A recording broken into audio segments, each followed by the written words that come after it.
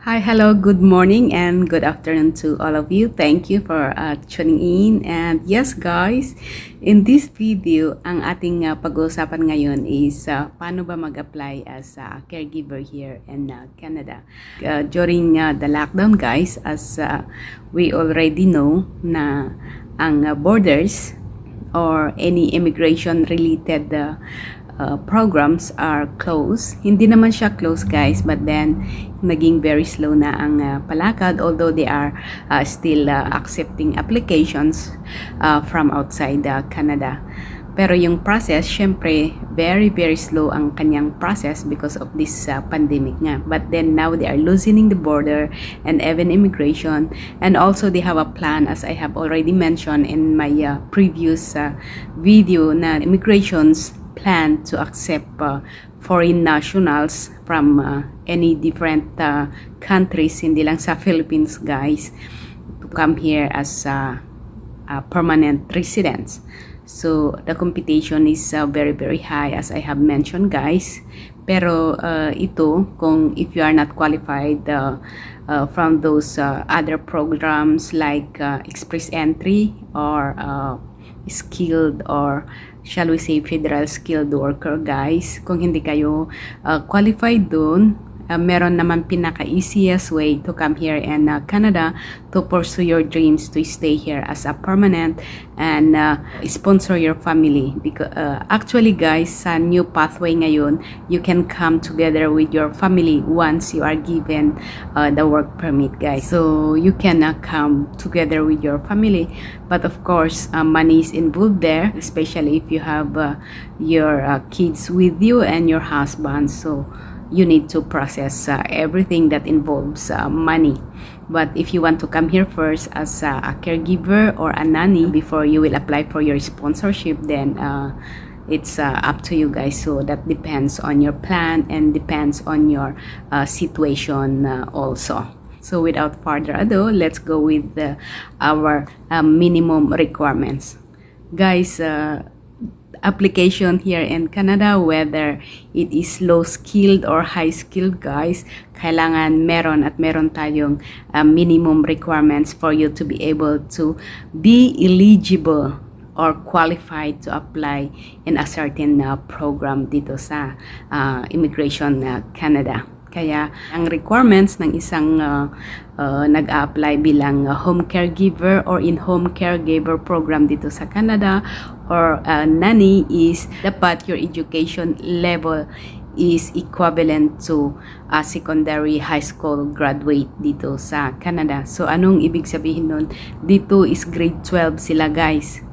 So kung graduate ka ng mas maaga, as of, kailan ba nagsimula ang grade 12 dyan sa atin? So, sabihin mo na lang, kung hindi ka nag-graduate ng grade 12 or senior high dyan sa Pilipinas, at least you have a 2 years diploma dyan sa Pilipinas. That is already the equivalent of a high school graduate dito sa Canada.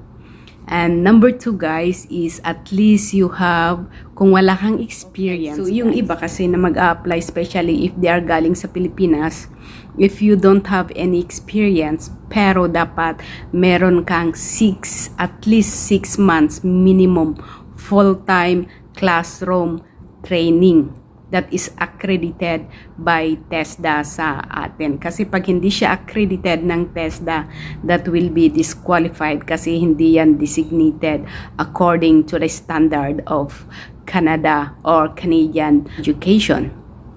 So dapat yung pupuntahan yung school, you have to check if they are accredited by TESDA sa atin, especially dyan sa Pilipinas.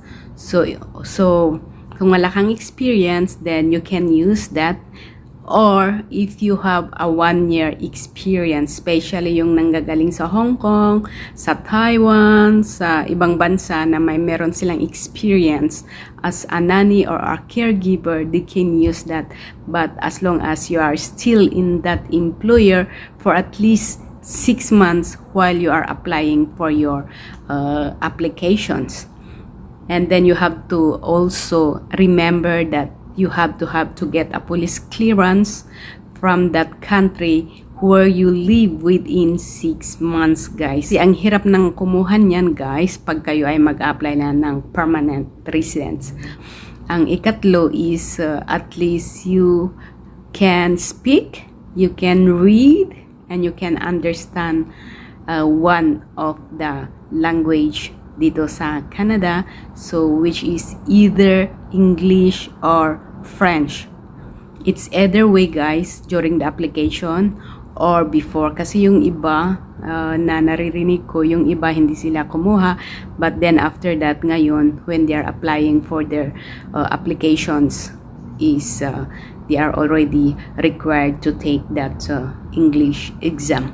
And then of course the following, before you can apply for your work permit, at least meron ka ng job offer, a contract between you and your employer, and then a genuine LMIA or a valid LMIA, original LMIA, and a number of that LMIA.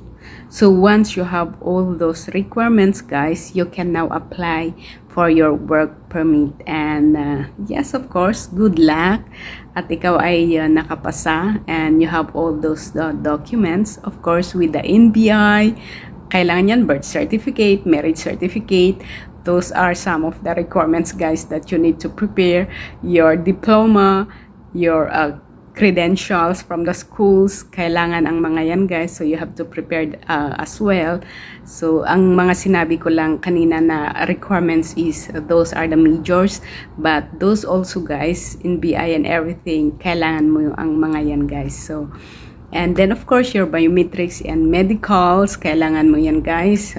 So during the process, guys, makikita mo rin kung ano yung inyong mga kailangan. So yan, guys, ang mga requirements at kung paano kayo mag-apply. So it's very easy naman, guys, to apply, especially if you are already familiar with computers. But if you do it online, you need to have of course a scanner, you need a printer, and you need a computer, diba? So yan ang mga kailangan. Those are already well understood na kailangan mga yan. But then if you wanted to do it also on paper base, then it's easier. But for me, I'd rather suggest to do it online kasi much faster.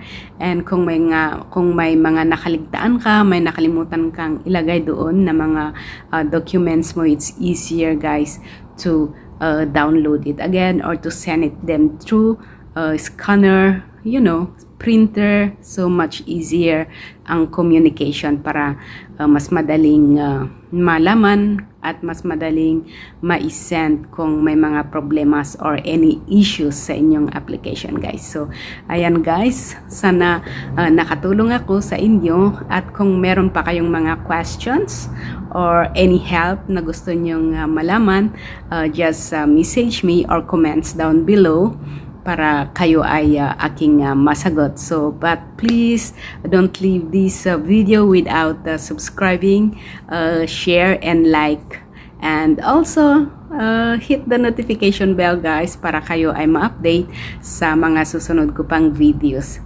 Thank you and salamat sa inyong lahat. Good vibes lang po.